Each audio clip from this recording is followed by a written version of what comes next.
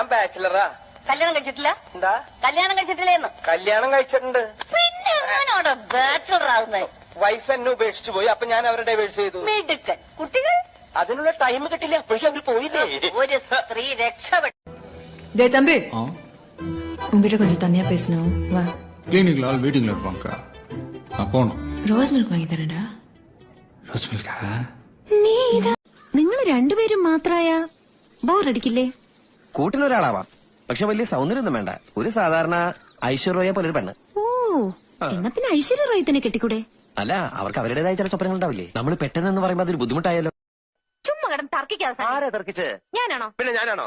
ഞാൻ 1001 തവണ വ്യക്തമായി തെളിയിക്കാം. ഇത് നാഗവല്ലിയുടെ ചലങ്കയല്ല. ഗംഗയ്ക്ക് ഒരു കുന്തം അറിയില്ല. എനിക്കോ എനിക്കോ എനിക്കോ? വേണ്ട വേണ്ട വേണ്ട വേണ്ട. നമ്മൾ തമ്മിൽ കിടന്ന് തർക്കിച്ചിട്ട് കാര്യമില്ല. പോയി പണിയോ പോ. എന്റെ ജാതകത്തിൽ പറഞ്ഞിട്ടുണ്ടായിരുന്നു 20 വയസ്സ് വരെ എനിക്ക് കഷ്ടപ്പാടും ചീത്ത സമയമാണ്. പിന്നെ അത് ശീലായിക്കണം, കുഴപ്പമില്ലെന്നാ ജോത്സ്യം പറഞ്ഞു. എന്തിനാ ഇഷ്ടമില്ലാതെ ദേഷ്യപ്പെട്ട് വഴക്കുണ്ടാക്കിയത്? ആരായാള്? എന്റെ ഏട്ടനാ. സ്വന്തം ഏട്ടനെ തല്ലേ? ആ, ഞങ്ങളുടെ കുടുംബത്തിൽ അങ്ങനെയാ. അച്ഛനെ തല്ലേ തുടങ്ങാറ്. ഇത്തവണ അച്ഛനെ കിട്ടില്ല, അതുകൊണ്ട് ഏട്ടനെ തല്ലി. ആ, എല്ലാ കിന്നേരം അറിയണോ അല്ലേ? എന്നെ ഇഷ്ടമാണെന്നുള്ള കാര്യം ഒന്നും മടിക്കാതെ തുറന്നു പറയൂ. തുറന്നു പറയാൻ എനിക്ക് മടിയൊന്നുമില്ല. പിന്നെന്താ നാണാ? അയ്യടാ, പിന്നെ നിങ്ങൾ പറയാൻ എനിക്കൊരു അവസരം തരണ്ടേ? ഓ അങ്ങനെ നിങ്ങൾക്ക് വേണ്ടി എല്ലാം ചെയ്തിരുന്ന എന്നെ വേണം പറയാൻ. ദിവ്യ, ഡോണ്ട് ഷൗട്ട്. ആൾക്കാർ കേൾക്കും. കേക്കട്ടെ, ഇനിയെങ്കിലും ആരെങ്കിലും ഒക്കെ കേക്കട്ടെ.